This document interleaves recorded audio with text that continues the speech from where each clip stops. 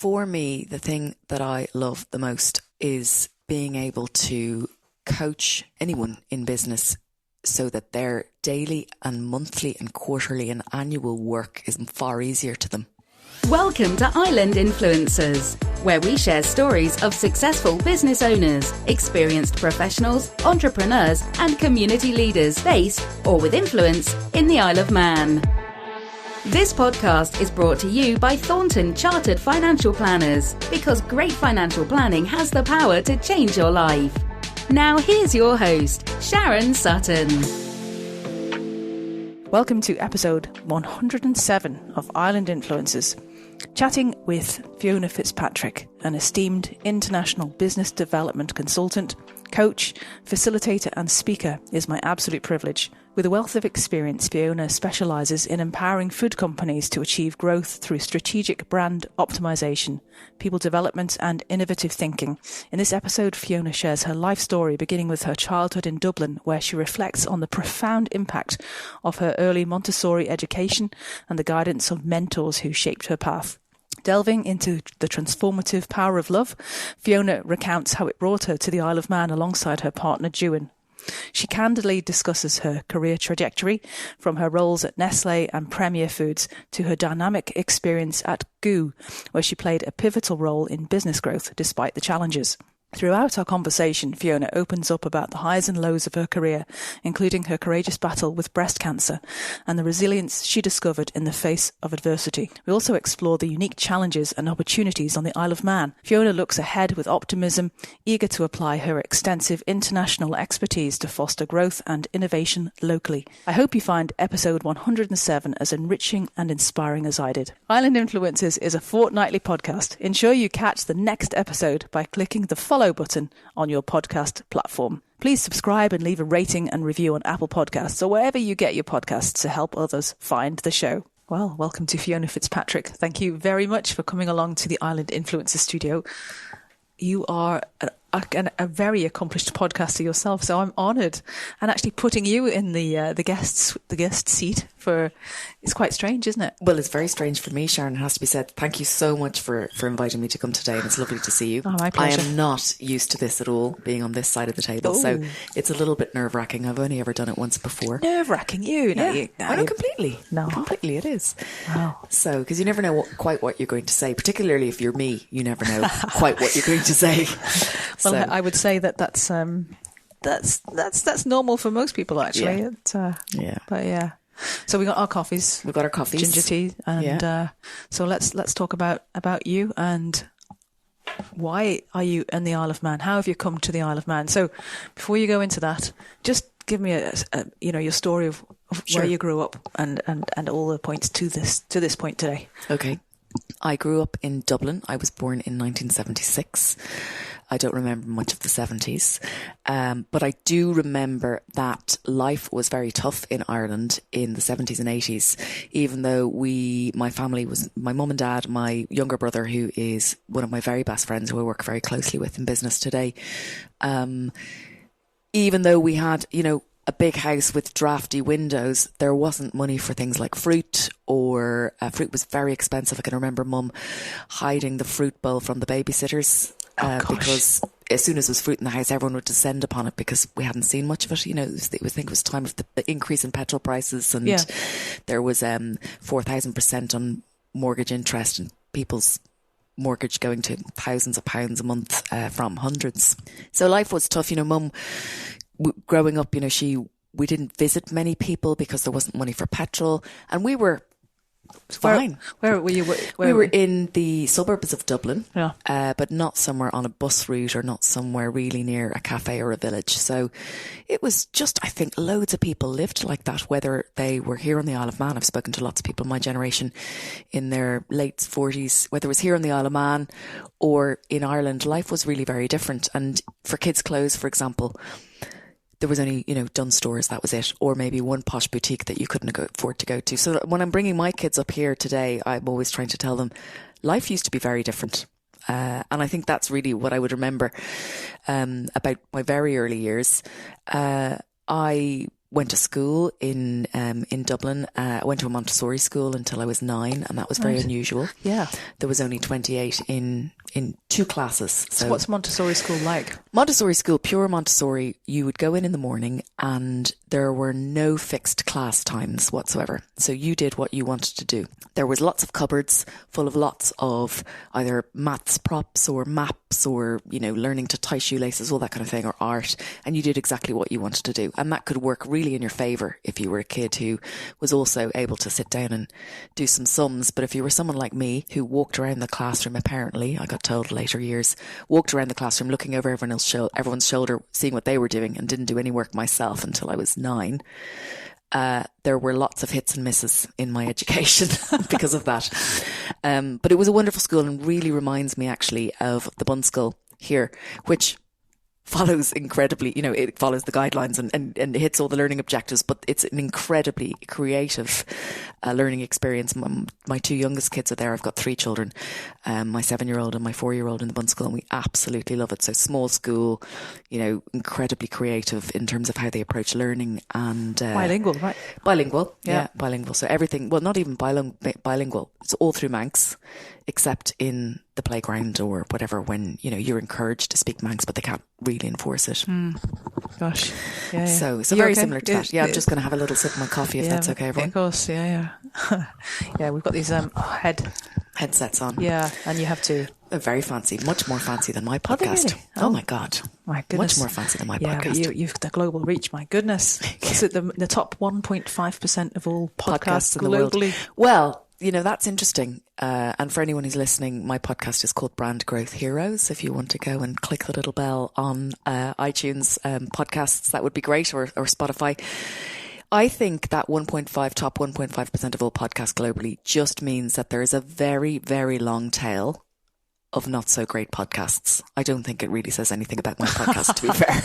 Sure it does. No, I mean, early adopter to it. Though. I was an early adopter to it, and let me get from how I got from Dublin to the Isle of Man. But the Isle of Man, when I got here to the Isle of Man, the reason I started the podcast was because I was in the engine house as in Castletown as my kind of, what do you call it, like hot desking. Yes. And it was in the engine house that I met someone who had a podcast, and it was on YouTube, and he had 20,000 followers. So I said, well, will you be my podcast coach or mentor? And he said, I will. His name's Gary, great guy. And over 6 or 8 sessions, he taught me everything he knew. And little by little, I got my podcast online. And because my brother is a great brand designer, he designed the logo. And because I've got a black book for my career, as anyone would, I was able to, talk to people in the food and beverage industry who'd built challenger brands that had scaled. Yeah. So it was fantastic. Sorry, I completely skewed our track off thought. Let's go back to your timeline. Don't worry. And so you've done the Montessori. Yeah, did the Montessori. And what happened to you after the Montessori? Went to a school, an all-girls school in Dublin, which is what you did. It was a private school, but private school's not the same in Ireland as it is in the UK. Private school at that time cost about £1,000 a year. People scraped it together. Now it costs about $5,000 a year. Yeah. Whereas here on the island or in the UK, it's 25 to 40,000. So don't even go there. Yeah. So a lot of schools in Dublin, in the Dublin area, would be paying schools, and a lot bigger range of people can afford to go to a paid school. And I did that till I was 18, and it was a lovely school, very small, lots of singing and dancing. My daughter here is now doing a lot of drama and musicals on the island. I did a lot of that in my school days, and I'm only delighted that there is so much choice. I mean, we'll get to how amazing the island is compared to living in Ireland, but the amount of, I would love someone to look at the amount of musical and drama and theatre schools per head of population on the Isle of Man versus the same ratio in the UK or Ireland or even the States. It must be off the scale. Oh, yeah, we punch above our weight in lots of things. But really do. And I had no idea when I moved here that was the case. So that was just a massive bonus. So she's really enjoying that. Okay. But so I did a lot of that in school. And then I went to Trinity College to study business and French. Yeah. I was there for 4 years. How was the French? French, I was lucky that my parents, again, even though, we didn't have a lot of cash, they had been brought up learning French in school. And they, had introduced us to French, and by the time I was 12 or 13, I had been sent away, literally put on a plane crying, kicking and screaming to go and spend a month in France every summer growing up. Really? Which part did you go to? I went down to the south to a equestrian farm about 50 miles from Tarbes, or Tarbes, as they would say. Yeah. And I remember the second year crying my eyes out, I don't want to go. And it was like, you don't have a choice. You don't have a choice. And that's, again, parents were very different back then. Yeah. But I got an A1 an A stars, you'd stay here, in my French leaving cert, and I did my French degree, my business French degree. And I've used French throughout my entire life. Yeah. I'm really glad they did that. Yeah, I'm sure. Because from Dublin, you went off to Belgium for your master's, is that right? That's right. So I did 4 years in Trinity, and then I decided I wanted to do a master's in marketing, but not one where you were starting marketing from scratch. I wanted one where everybody had already done the kind of 4 years business degree, and that was the only one in the top 20 in Europe, top 20 schools in Europe that made you had to have a 4-year business degree to do it. And that was really just a fantastic experience. We were mixed with the MBA students, and it was, working till 4 a.m. and computers and live projects, and just an amazing. I put on 5 kilos in the first 4 or 5 months drinking Duvel. I didn't realise that Duvel beer was 8% alcohol, and that meant with the 8% alcohol you also got triple the calories. So my mum came to visit me. I remember my mum coming to visit me in the January going, oh Jesus, and we had to go shopping into Brussels to buy clothes because I had nothing that fit me, kind of bursting at the waistband. But I think we've all been there in our university lives, haven't we? Yes, those of us who went. I didn't go, of course, but yes, or our teenage lives. Alcohol will do that too. It should say on the bottle, how many calories it's got. Does it actually probably does say that these days? Probably does these days. Yeah. So Belgium, that was a great year. In between times, there was loads of kind of summers abroad learning French. A lot of Irish students will go to the United States because Ireland has a special relationship with the United States, and Irish university students get visas, or at least they used to go and work over there. And they earn a fortune. The immigration is much easier to do it in Ireland and not when you get there. Absolutely. But I didn't. I was a bit geeky, to be honest. So I would go to France or Germany or Italy, and I learned German, and I learned French, and I learned Italian. Wow. That's impressive. Well, I don't necessarily have those now. I have the French and I have a little bit of Italian, but I did like my languages. Yeah. Very good. So I did that, and then I got a job with Nestle UK on their graduate scheme. I always knew that I wanted to be in food and beverage, and my dad had always told me since I was 7 that I would be in brand management. And I look back at that now and I get a bit cross, how would but he meant well. Well, my dad told me he meant well. So he told me I'd be in brand management, which means basically managing a branded product. So when did you know that? Well, like I said, Dad told me when I was 8. But kids don't normally believe what their parents say. Was there a specific point to you when you thought, actually, you're right? I suppose I didn't necessarily know that I would be in brand management, but I knew that I wanted to be in food and beverage marketing because Dad was in marketing, and we would watch TV together as all kids did, and there'd be ads be on, and go, why do you think that ad says that? Now what do you think they're trying to sell, and what behaviour do you think they're trying to change? And I got fascinated by it from a very young age. So when I did my master's, the main subject that really fascinated me the most was consumer behaviour. And my lecturer in consumer behaviour is a very good friend of mine now. He teaches in Chapel Hill in North Carolina. He's one of the world's leading thinkers and writers in consumer behaviour.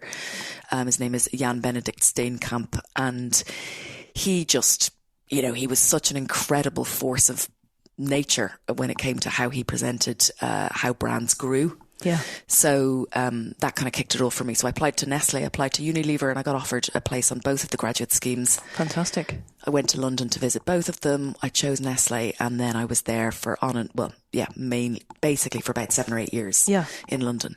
Yeah, so that was my formative years. And I have to say, in my first few years at Nestle in London, I was terrible. I was a desperate brand manager. In what way? Well, I even got told that.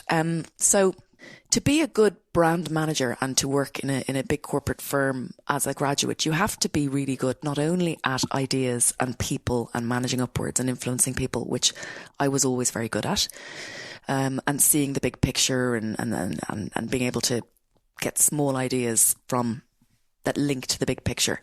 I was desperate, really bad at project management.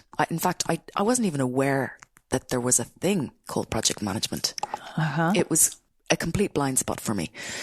But because I had this ability, I suppose, to come up with great ideas and inspire people and be energetic and get people together and manage teams, it seemed to get missed.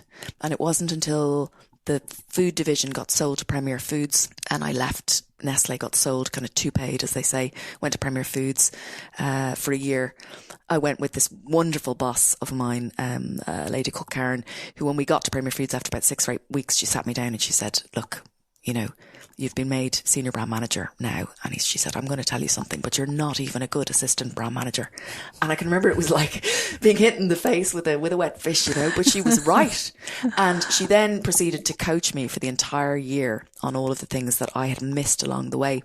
And I think I'd missed them growing up because my mum was severely ADHD and no one had ever pointed out to me things like managing time or being prepared the night before. Like I was always the kid who went to school with no home ec stuff because there was no list for the home ec.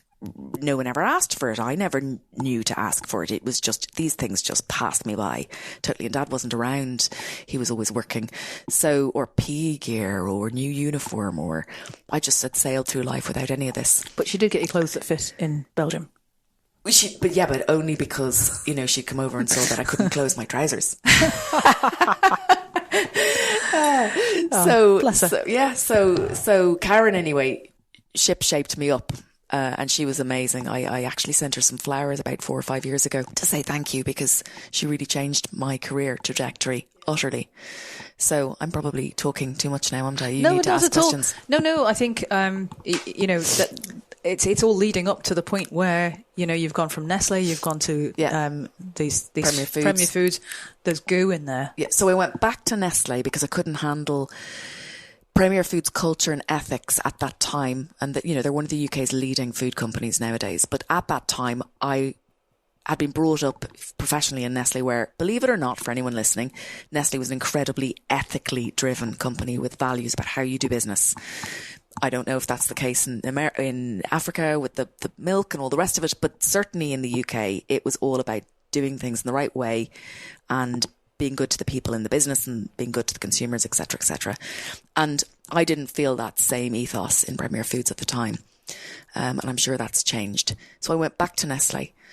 And after, I was very lucky because they couldn't, again, I was this person that they couldn't fit into a box. And I was given all these weird and wonderful business development roles. I ended up working for the managing director of Nestle Food Service on new ventures.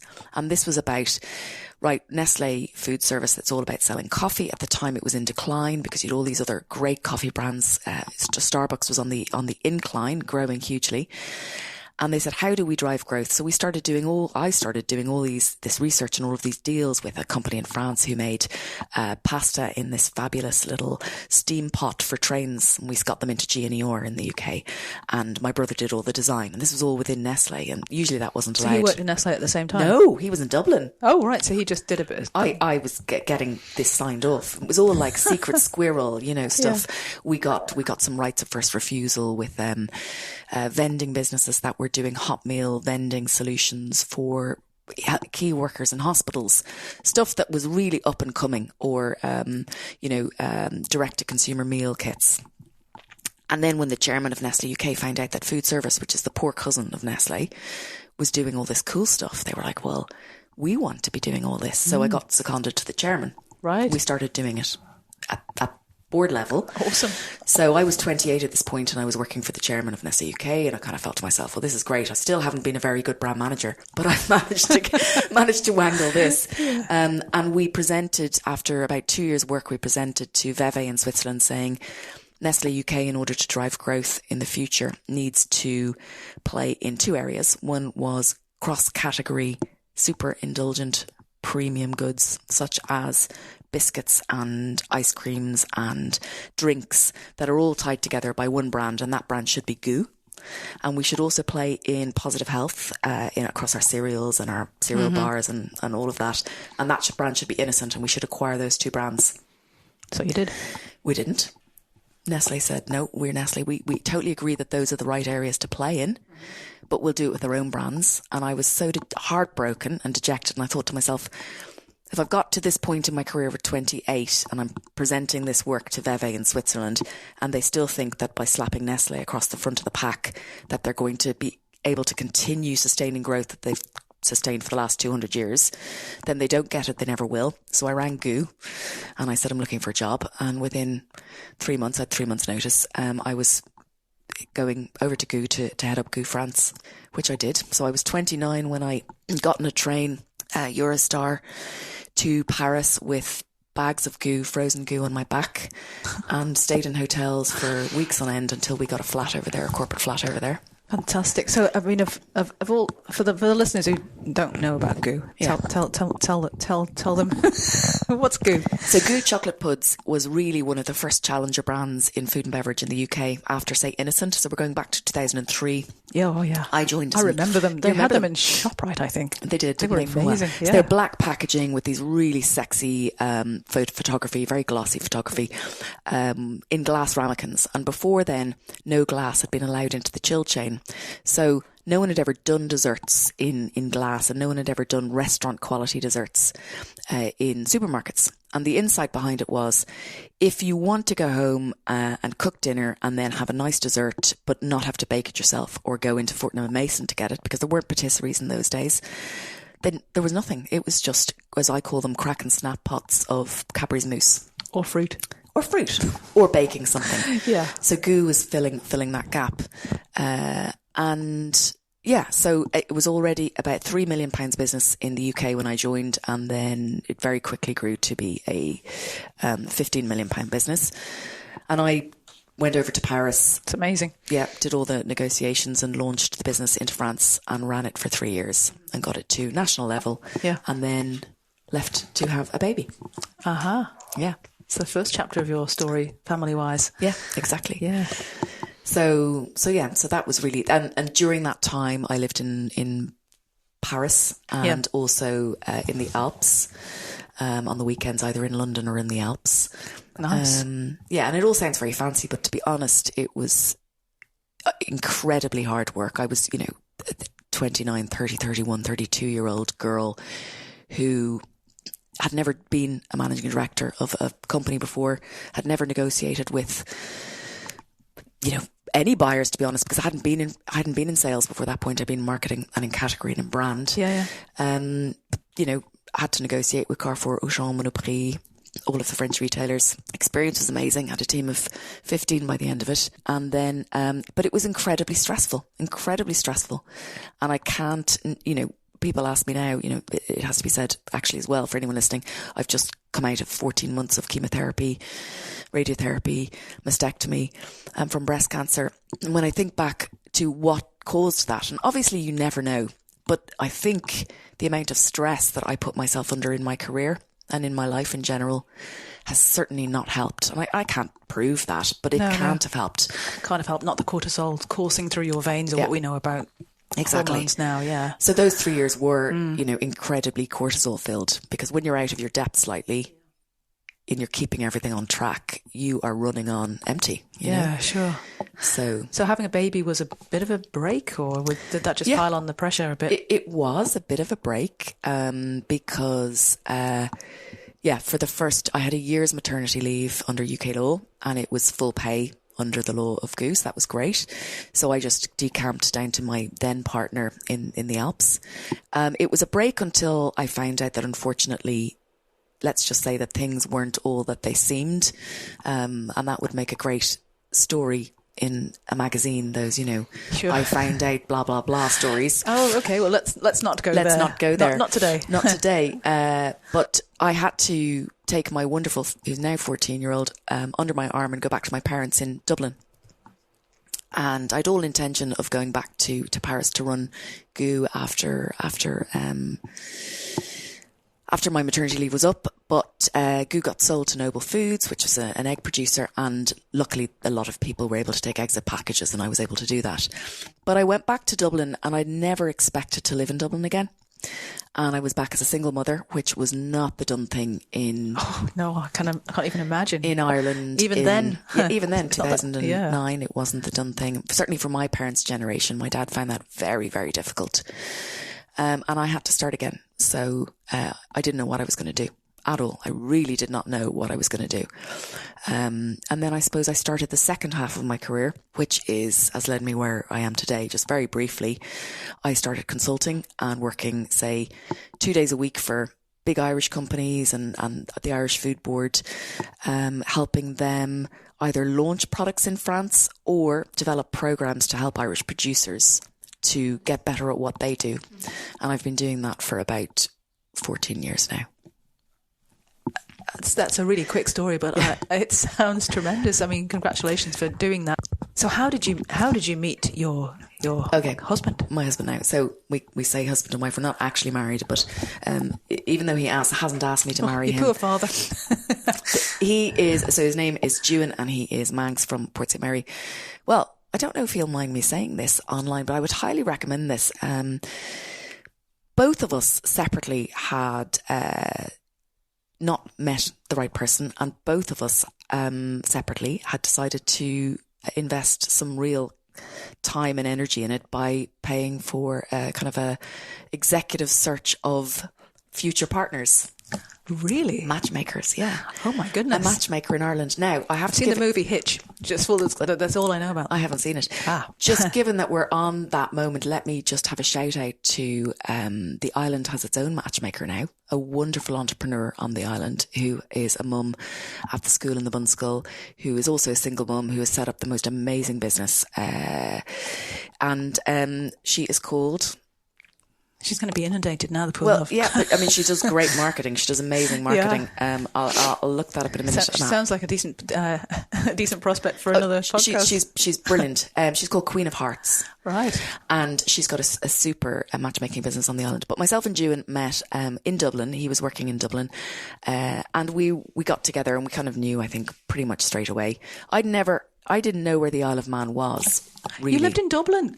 Yeah, but nobody ever really talked about it over there. And that's a terrible thing to say. Probably people, when I started telling people that I was moving to the Isle of Man or I was going out with someone from the Isle of Man, a lot of the older generation would say, oh yeah, we went on holidays there. But people of my generation and your generation wouldn't have heard of it. No, not unless you're from here. No, but no. I mean, yeah, travelling to Spain is a better option for sunshine if you're... Absolutely. Or even Cork, for that matter. Yeah, or going across to Holyhead on the ferry. But yeah. I can remember when the lady who was ringing me to tell me that she'd found me a match, she said, so I'll tell you a little bit about him. She said, his name is June. And I said, June? I said, what kind of name is that? And she goes, well, she said, it's spelt Juan. And we would say Juan, but he swears it's June. And I was like, well, I'm sure he does if it's his name. So we went on 1 or 2 dates and kind of knew that it was going to be serious. And within a year, we were pregnant with our first child, which was a decision we had made to go for. And, you know, I'd met his parents and his family. I'd been over here. And even then, the Isle of Man, I think, was very different than it is today. So when I first came over here with Juan to meet his parents, it was 2015. Yeah. And Noah Bakehouse was the only place that I felt like, yeah, I recognise this. This makes me feel at home. Not the old one in Fort Street. The old one. And Pippa and Miles, you know, agreed to meet me for a coffee, and they were really friendly. And I thought, yeah, you know, I could be friends with them, and I still am. Yeah. Now, you know, there was lots of stuff going on that I hadn't uncovered at that point that made me feel a little bit more at home. But at the time when I came over in 2015, I thought, no, I could never live here. It's too rural. It's too like where I came from in the Alps. And then as the years went by and more places opened and more things were happening, and you had the Cozy Nook and the Foraging Vintners, and you had the amazing pizza places, and you had all of the fabulous food and beverage restaurants and cafes and then I was like, okay, now I could see myself here. And I don't suppose you had anything to do with any of those at all? No, I didn't. Really? No, absolutely not. Absolutely must have not. Just been they just knew that you needed to be impressed. No, but to be fair, I don't do much with anything in food service. So that's restaurants, cafes and bars, other than admire them. Other than admire them, whether it's Roots or whether it's Coffee Corner in Port St. Mary. I mean, Port St. Mary, I'm going to set up a Facebook page called Port St. Mary Coffee and Cake, and get everyone in Port St. Mary who has a coffee and cake place to post, make them all admins and get them to post their menus. Cake of the day. Cake of the day. Because honestly, everyone on the island should be coming down to Port St. Mary to have great coffee and cake, because it is full of coffee and cake places. And I don't think there are very many other places in the island that have 3 or 4 places where you can get coffee and cake. I didn't know there were. Good grief. My God, yeah. Now, they're not open every day, but soon they might be, because we've got a brilliant business in Port St. Mary opening in the next couple of months. Wow. Everyone have be on the lookout for Kella's, which is going to open in the old Manxonia house, and it's going to be cafe, garden restaurant, upstairs restaurant on the weekends, bakery, farm shop. Yeah, you're making all the right noises. Yeah, so bring your dogs, bring your kids, come down and have lots of walks and lots of great coffee and cakes down in Port St. Mary. Sounds compelling. Yeah. As long as there's parking. There is parking. There's parking opposite the town hall, you see, so we have it all. Oh, you do? We do. Yeah. Next to the laundrette? Next to the laundrette, exactly. Yeah, cool. Yeah. Well, between moving to the Isle of Man from Dublin, you were still running this amazing consultancy business. Yeah. So you've transitioned over here. You've decided now that you've got Noah Bakehouse and you've got all these other places that you can you can hang out in and get your social scene, because it's very important. What happened with the business? You just transitioned it here and just carried on as you were. So I was really lucky. I had a very, very big client, very long-term big client in the Irish Food Board, Board BIA, who is the most amazing organisation that the UK is missing. And hopefully the Isle of Man over the next 20 years will be able to build something similar on smaller budgets, and certainly I'm hoping to help them do that. But the Irish Food Board is just the most amazing organisation that does everything from, everything to support and grow Irish agriculture, food, beverage and horticulture. Yeah. And I have been helping them since 2010, but particularly since 2015, building their capability strategy. And by that I mean, how do you build the skills and the knowledge and the capabilities of the founders and the teams of the businesses that are going to be growing those businesses? Because there's one thing helping a business and products, but unless the founders and the teams have the knowledge and skills and capabilities in place to run those businesses successfully, how to think about consumers, how to think about building a value proposition, how to think about pricing, negotiation, how to think about export. You can supply all of the export contacts in the world that you want, but unless the person sitting there knows how to negotiate with that exporter or that wholesaler, then there's kind of no point. Yeah. So capability development became my home. I moved from 2010 to 2015. It was very much about doing projects for people, like for example, O'Brien Fine Foods, which is, kind of a 150 million pounds ham and chicken company in the UK, in Ireland, help us launch our brand into the UK. And they said to me, well, actually, no, we've changed our mind. If you put together the plan to do that for us, we won't learn how to do it. So come in every Wednesday and teach my senior team how to do it. Right. So my business pivoted in 2015 and I started helping the senior teams of businesses grow their businesses instead. But you moved to the Isle of Man. So that was 2015. So by the time I moved to the Isle of Man in 2018 or 19, was it 18 or 19? Yeah, 2018. I beg your pardon, so it was a few years after you'd done this. Right, okay. I had already pivoted into not so much consulting, but capability development. Right. A big part of capability development is developing programs for businesses to bring their employees on a learning journey. And whether that is a consumer packaged goods business or whether it is, a government department or whatever it is, the process is the same. You have to identify where people are today, where you need them to get to in terms of skills, capabilities, behaviours, and then you need to develop a process that brings them along a journey where they have you know, new behaviours and anyone attitudes. Running a business, I can completely concur with all you've just said. It's you know, even on a small business scale, it's key to having a successful business. If you don't do that, exactly, what's the point? So I started developing programs from the Engine House in Castletown, where I would, literally package up all of my knowledge into modules and bring cohorts of entrepreneurs on like a mini accelerator program. And a lot of businesses, food business on the island have joined us actually. So we've had, it's called Brand Growth Heroes Accelerator Program, because my podcast is called Brand Growth Heroes. And it's virtual, and it is launching next week actually as a mini MBA with an investment bank in London. That's brilliant. Yeah, hand in hand with an investment bank in London. So that's amazing. Thank you. That is so amazing. So the investment bank is called Elantra, and it's going to be the Brand Growth Heroes mini MBA powered by Elantra. Yeah, you'll have to send us details for the show notes. I will. Sounds fascinating. I will. Yeah. So yeah, we've had Noah, we've had Fanadery, we've had Outlier, we've had Manx Creamery, we've had the Isle of Man Creamery, lots of Isle of Man brands on the programme that the Isle of Man government has supported to come on the programme. So, you know, there's lots of really good things happening out there. Yeah, and you just don't hear about them. No, that's wonderful. But okay. Mm-hmm. So I suppose when COVID hit, when COVID hit, that was up until then I was doing workshops in person, and I was doing programs in person, mainly in Dublin, for Board Bia. So we would develop a 24-month program, and I would fly over, and it would be 2 days workshops every month, etc., etc.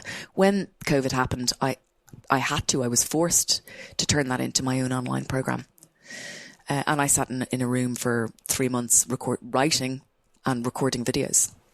Amazing. Yeah. So what happened when did you get the cancer diagnosis? What happened? We had COVID, and then we probably had a year in between all of that, by the way. We were doing IVF, and before COVID, we were doing IVF. Oh, we got goodness. pregnant, and then the pregnancy, and then, my littlest was 6 months old, I think, when COVID hit. Yeah. Oh gosh. So I was running the program during COVID. With a 6-month-old baby. Yeah, but Juan was at home, of course, because we were all at home. So that was, lucky. The cancer diagnosis was 14 months ago. So it'll be 2 years in August. And for anyone out there listening, I never, ever thought I would be someone who would end up with breast cancer. Like, it just was not, I just never thought it. How was it detected? So I had been, like many of the mums here in the Isle of Man, breastfeeding and quite late on. So Mylène was 2 3/4 and she was still feeding, and she'd always rejected the bottle. And so I stopped feeding her about the April. And then, it takes a while for the milk to disappear, and it takes a while for, I'm very open with these things. It takes a while for your boobs to kind of go back to their normal size. And I noticed that one of them it just felt like it still had milk in it. And it was just a thickness. And so I thought, I'll give it another 6 weeks, And 6 weeks later, then I felt a little lymph node catching underneath where your underwire finishes under your brow and your arm. Yeah. And I know enough about, having swollen lymph nodes because my mum was brilliant at biology and family stuff. So I just am fascinated by biology in the human body. And I kind of could feel this little lymph node, and I thought to myself, right, thickness in the breast, little lymph node, not great. Went to the GP. Luckily, straight away, she said, okay. And there was no this is something else for people. There was no lump. I didn't have a lump. I had thickness, and you couldn't see anything from the outside. I had thickness, and then I had this little lymph node. GP sent me off, went into we have the most fabulous breast care unit in Nobles. We are so lucky on this island. Mm-hmm. All the money that has been raised by the breast cancer charities on the island, they're just an amazing group of women. And Helen, who is the main breast cancer nurse, is just an absolute saint. It was diagnosed very quickly. It was the most awful, scary time of my life, as it is for anyone who has a diagnosis. I think I had, huge panics. I've suffered from terrible anxiety since I was a kid, and my panic attacks aren't what you would call those kind of immediate, you can't breathe panic attacks. Mine are more over a period of, say, 3 to 4 weeks. I just can't think of anything else, and I would lose a lot of weight in that time and wouldn't be able to sleep. But I'm able to breathe, but it just lasts very long. And, for those 3 weeks in between being diagnosed and then being told, you're going to have loads of scans, and will it have spread? And if it's spread, it's not curable. You can hardly think when someone's talking to you. You can't think straight because you're thinking, am I going to be here in 2 years and 3 years? What are they going to tell me? It's awful. Yeah. Oh my gosh. Yeah. So what a thing to have gone through. So it's been a really, really rough 14 months, not just for me. I mean, for me, I feel like it hasn't been that rough for me, to be honest. It's been rougher for, I think, my family. I mean, Juan, my husband, has just been amazing because he's kept us all fed and washed and clothed, and the school runs and the shopping and the cooking, and he does a lot of that anyway, but he's just been, an absolute rock. When you're meant to be. Yeah. That makes me laugh because we're so different. But he has been absolutely amazing. Yeah, he's been absolutely amazing. And not easy for the kids either, No, I bet it wasn't. Yeah.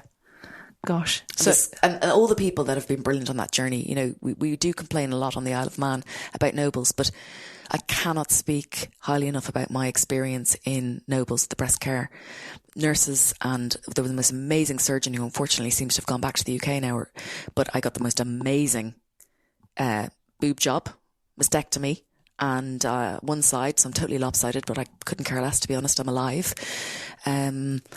And then I had to have radiotherapy. I chose to do that in the UK. And then I chose to go and do it all over again by joining a medical trial with St. Bart's, which many people, I suppose, would decide they weren't going to do.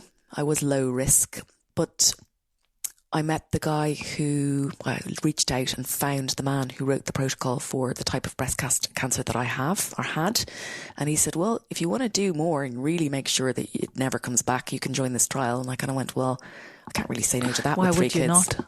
Yeah. So I've just come out of a second lot of chemo on top of everything that was the standard NHS Clatterbridge stuff. Yeah. And that lot was way worse than the first lot. Oh.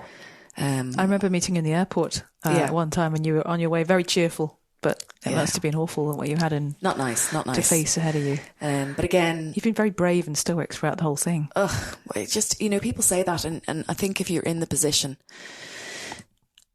you don't really have any choice. And people say that, and it doesn't make sense when you hear it. But it's that, or just like sit in your room and cry all the time, and that would be no fun for my family. It's more for my family, you know. Yeah, no, I get that.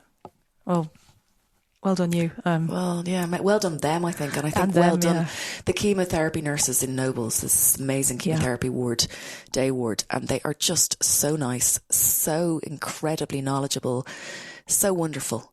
And the breast care unit, the chemotherapy ward, we are so lucky. It's a very reassuring message that you bring, actually. Yeah. And it's every woman's worst nightmare. Yeah, it is. So thank you very much for sharing that. That's it's very generous of you to do that. Well, I think it's just part of life for lots of people, in terms of people or friends or family or whatever. But for God's sake, we've all got to check. Whether we're men or women, we've all got to check. No, we do. Yeah. All right. Well, thank you for that. You're welcome. So you've already mentioned your parents when you were growing up about the fruit bowl. I still have in my head a vision of your mum hiding the fruit bowl. I know, it's funny, isn't it? That is funny, yeah. But what's your earliest memory of money? What was money like for you growing up? So my earliest memory of money, I was thinking about this today when I knew you were going to ask that, is my grandmother leaving out 50p or the equivalent for myself and my brother on the little silver tray, where the post, or the fake silver tray on the post plated where the post went. And when we'd go to visit her on a Sunday, we'd be allowed to take that up the road and walk up the road by ourselves to pick our own sweets in the sweet shop. And how you spent that 50p was really important, isn't it? Because you want that money to last. Yeah. And I think kids today don't necessarily get that anymore. It's all very much on demand. Yeah. And then the other kind of, I think, formative experience of money was, again, very different today. In Ireland, when you are 7 or 8 or 9, you do your Holy Communion, your first Holy Communion. And the kids today get thousands of pounds or hundreds of pounds worth of money, whereas we got a £5 in a card you know, or we got a nice little necklace, or we got a rosary beads, or whatever. On the Isle of Man, you probably don't have that, but most Irish people would say that their first Holy Communion money was the first real money that they got. And one of my best friends, Jenny, her first Holy Communion money she had when she went to university. Okay, so what did you do with yours? Well, I only got a fiver. Okay. But I would have bought a lot back then. Yeah, I know. But it was probably the first time anyone had given me any money. But I suppose the first time I started earning money was babysitting. And I babysat consistently from the age of 13 to 18 or 20. Yeah. And by the time I went to university, I did have a couple of grand in the bank because I was very careful about it, because my dad took me into the building society and I got my little book and I would go in every week and put my cash in, and I just built it up and built it up and built it up. Yeah. Very good. Yeah. But if I was to ask you sort of define what does rich or wealthy mean, what would you say? Oh God. I would say it would mean my health and my family having enough to eat, and, you know, it would be very nice. I would feel rich if we were able to go on a great holiday every year and have a new car, I think. I would feel rich if my most recent Manx gas bill of £890 was not absolutely painful. I would feel that would be rich enough, I think, for us. It's funny, we've all got different definitions of it. I just threw that question on you. I'm sorry, you don't mind me asking it. But I think that's important. You know, people can be doing very well in their careers. It doesn't necessarily mean they're loaded, or especially if you're a sole trader and you have been off sick, or, you know, you are reliant on, you know, people buying your product, or you're paying lots of VAT, like a lot of the restaurants and the bars in the island here. It's very difficult to make money when you're a sole trader. It really is, when you're not earning a salary and you're not no one paying for your holidays or your sick pay. Yeah, it is. So all the things you've done throughout your life so far, what's given you the most fulfillment, would you say? Obviously personally would be, I guess, kids. Yeah. But what about business? For me, the thing that I love the most is being able to coach anyone in business so that their daily and monthly and quarterly and annual work is far easier to them. So I suppose we haven't said that, but one of the things I'm mainly a coach who builds programs, but I do an awful lot of coaching throughout those programs. And I suppose do I really, you know, care about the product? I love food, I love beverage, I love consumer packaged goods, but do I really care about them? No. What I really care about is that the founder or the person I'm coaching walks away and they go, oh God, this just feels much easier now. Yeah. You've helped them, I guess, achieve a purposeful life from... I think it's more, maybe I'm helping them feel less anxious or stressed about what they have to do, and making them feel far more capable. So someone said something very nice, actually, a guy called Shane, who runs an Irish, very successful Irish food business. One of the quotes he gave me for the Brand Growth Heroes Accelerator program is, I now feel 100 times more competent at my job. That's a great compliment, eh? Yeah, and I think that's it. You know, if people can go away feeling way more happy and confident and competent, and less weighted down by what they have to do, or even what they don't know they have to do, but they kind of know that they don't know. Yeah. That's what I feel I'm here to do. Super. Okay, for any existing or aspiring business owner or entrepreneur, what would be your number one tip? My number one tip is to walk in the shoes of your customer, of your target customer, right? And you may think you know your target customer, and I ask these, you know, I could ask really successful businesses, UK businesses or Irish businesses or Manx businesses, do you really know what who your target customer is and what they need? But when you really, really, really push people, they haven't done enough thinking about it. And if you can get inside the friction that your target customer has at an emotional level, as well as at a practical level, you can answer their need way better than your competitors can. Yeah, that's an excellent answer. Thanks. Really good. So, okay. So what, if you could go back and give yourself, if you were 18, a bit of advice, what would you tell them? Oh God. Personally, I would go back and tell myself, you are enough. Professionally, I wouldn't tell myself that, because I think it's only because I never felt I was enough that I've strived so hard. And that's helped me get to where I've got to, for wherever that is, you know. Yeah, because I've spent an awful lot of time in my life worrying and being anxious, and that's not good, you know. No, I know. Yeah. So, like many women, many men. Oh yeah. You know. Yeah. So what do you do to relax? So this is good. This is funny. I don't. It's something to do with, I think, the ADHD brain, and I haven't been diagnosed, and I know everyone's going around talking about having ADHD, but I think, you know, any of my school friends, my friends here on the Isle of Man, will tell you that it's perfectly obvious. You know, even if you're listening to this episode, I'm all over the place. That doesn't stop. No, but I think it's a compliment. You know, you're not all over the place at all. You're very defined. You give it a bang, bang, bang. This is this answer, and it's very thought out and structured. No. But I love. I get this incredible, relaxing, almost buzz, like this in my zone from combing the beach around the corner from my house for pieces of pottery that came off a shipwreck in 1836 called the John Fairfield. I did not know. Which beach are you talking about? Well, I'm not telling you. I'm not telling anyone. It's got to be so. I spend a lot of time, and I think that was one of the things that got me through the chemo when I was well enough to be up and about. You kind of forget about it when you're combing the beach for these bits, and I have big collections of them at home in different size pots for the green bits and the red bits and the bits that are mixed colours, and I'm trying to put together the whole set. See, basically, this ship sank. This ship was shipwrecked in 1836 off the airport way. Manx people, I'm sorry that I don't know exactly the name of the promontory or the head, but it was out that way. And for the last 8 years that I've been here and looking on beaches, I'm like, why do I keep coming up with this pattern? I wasn't collecting it for ages until the cancer diagnosis. Why do I keep seeing this? And I thought, was this the like TK Maxx of the day? You know, did everybody have this pattern? And then one day I go into the Manx Museum with the kids, and in the Manx Museum there's this big jar of that pattern that I'd been seeing for 5 or 6 years, and it was china off the John Fairfield, that ship that had been shipwrecked off 1836. And I was like, oh my God, I've been seeing this stuff for 8 years and I haven't picked it up, so I've started picking it up now.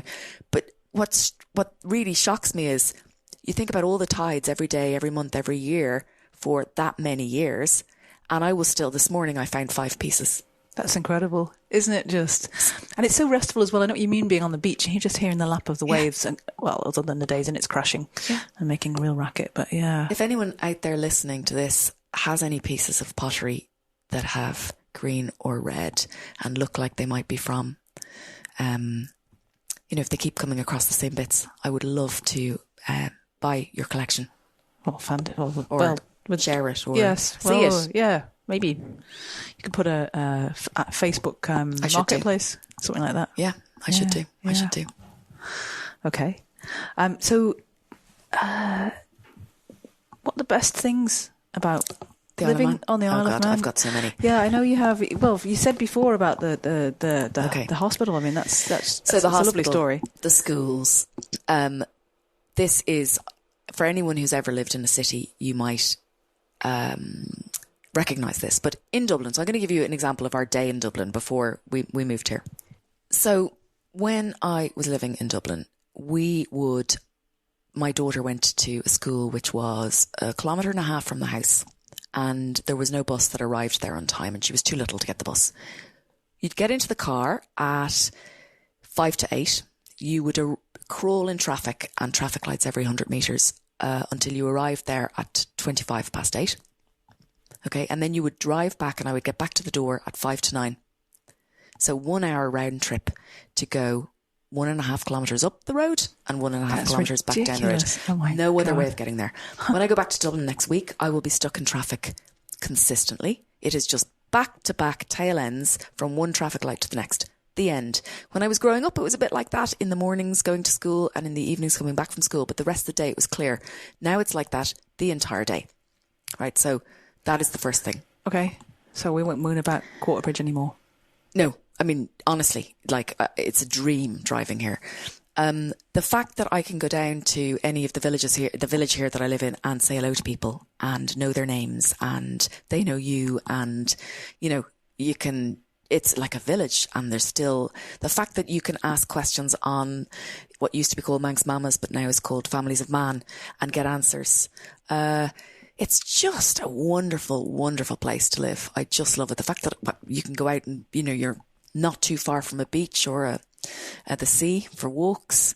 And as Juan said to me once, there's kind of one of everything here, because there has to be one of everything. There's even an ice rink for certain parts of the year. The other thing. So queuing with kids. So if we would go in Dublin, if we would go on a Saturday or Sunday to, say, Dunleary Harbour, drive the car in traffic. So say you had an hour off and you wanted to quickly go for a walk with the kids. You couldn't, because by the time you drive somewhere, park the car, there wouldn't be parking. You'd pay for the parking. You'd pay a fortune for the parking. You'd get out. The kids want an ice cream. There would be a queue down the road for an ice cream. So the way there's queues in Peel for Davidson's, that would be everywhere all day. You know, if you go to the NSC, in the equivalent of the NSC in Dublin, there would be no parking. There would be no tickets. You know, I mean, so yes, the fun fairs might be bigger, but you'd get in and it'd be scary, and there would be pickpockets, and you know, it's just like bigger and more expensive, and then you'd be in a massive queue to drive out. More problems. I could not go back to it after living here. That's amazing. That's very interesting, and I'm pleased to hear you say that. But thanks, that's great. But what would you say the main challenges the Isle of Man faces? So I think number one for the businesses that I would work with is footfall. So unless you've got 83 or 88,000 people on the island, you know, unless every single person is eating your product every day or a few times a week or once a month, you won't necessarily be able to make enough revenue at a particular gross margin that allows you to have a business that pays you enough to have a comfortable lifestyle. So that is very difficult, and I would urge all businesses to do that maths before they actually launch their business.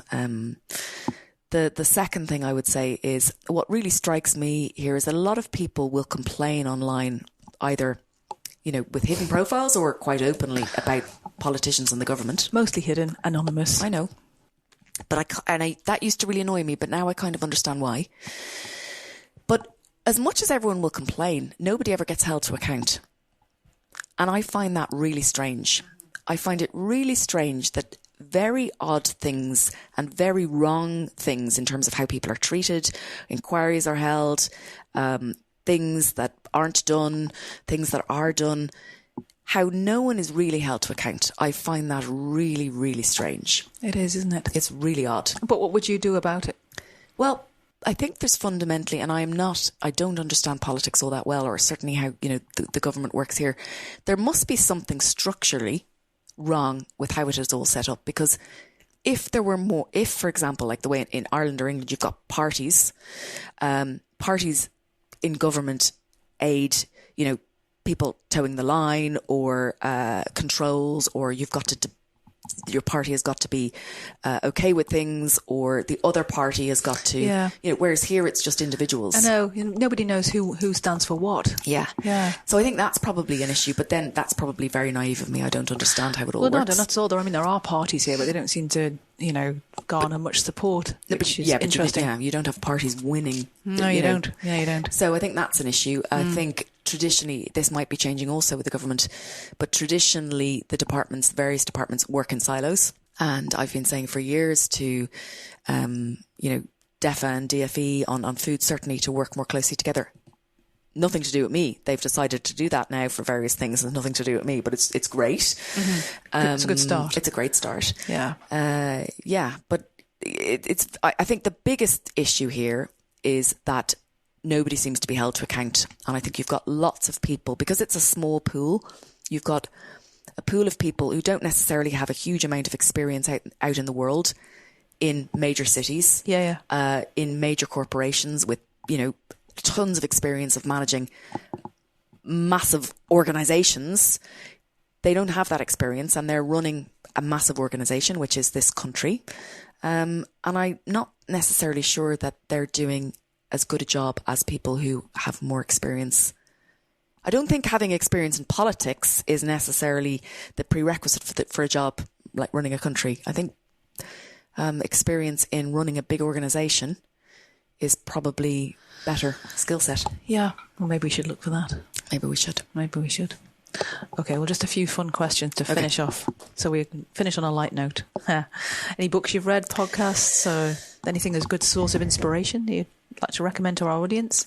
Well, it would be wrong of me not to recommend that everybody listens to Brand Growth Heroes. Absolutely. Yeah, I'm a subscriber. Yep. Brilliant. And please do subscribe, everyone, even if you don't listen to it. If you subscribe, it'll really help in the charts, which will help my business. And so you're helping an Isle of Man business. And the same for this, Sharon's wonderful podcast. Books. I have recently read the sequel to The Boy in the Striped Pyjamas. Oh, okay. Which, for the life of me, I can't remember the name of, but it is absolutely stunning. Perhaps you could send it me, and I will. So we'll put it in the show notes. Yeah. What else? That is just an amazing podcasts. You listen to any podcasts? I try to steer away from it, other than yours, obviously, which I love. Thank you. I listen to a lot of BBC Sounds, the BBC Radio Playback, but I love Lady Killers, which are just short, 30 minutes history. Over history, women who have killed. Fantastic. There you go. That's fun. What I love. and just on the book is called All the Broken Places, and it is the sequel to The Boy in the Striped Pyjamas, and it is just stunning. Well, I haven't read the first one, so I'll do that first. Goodness me. A favourite quote? My favourite quote is, "Do unto others as you would have done unto yourself," and that's not coming from a holy place. That's just coming from a it's a wise one. A human place. Yeah, thanks. So apart from that, the place, all the places that people can go to learn more about you, get in touch, follow you. LinkedIn is the main one. That's where I hang out most of the day. Yep. It's kind of like my virtual office, really, because otherwise I wouldn't be in contact with most of my network, which is, my bigger network is in the UK and Ireland. LinkedIn, and then on the podcast, really. Yeah, you've got a fab website for your podcast, I must say. I do, brandgrowthheroes.com. Brother design it? He did. Yeah, looks really good. No? Do you know what? No, I have to give another shout out to a fabulous website designer on the island. Oh, my goodness. My brother designed the brand logo. Yeah. But a fabulous designer called Simon designed the website, and I need to give him a proper Simon Bloom. Oh, okay. Okay, so anyone wants to find Simon Bloom, Bloom and Design is the name of the... Does Bloom and Good Designs, huh? He's brilliant. He's absolutely brilliant. He's got a huge experience in UX design. Right. Very, very high up in Australia before he came back to the island. He's Manx. So, yeah. Amazing. It's amazing people we have here on the island. We do. Isn't it? We do. Self-included. Yeah. Well, no, Jesus. Yeah, no, I was answering I was thinking of someone actually who's recently come back who used to be the head of Whole Foods in the UK, and he now lives in the Isle of Man. Oh, yeah. He's amazing. You should talk to him. Yeah, I will do. Yeah. Well, listen, thank you so much for your time today. Hope I haven't made you too late for the school run. No. Thank you. Thank you. And again, sorry if I rambled. Not at all. It's a privilege to really interview you. Thanks, Fiona. Thank you, Sharon.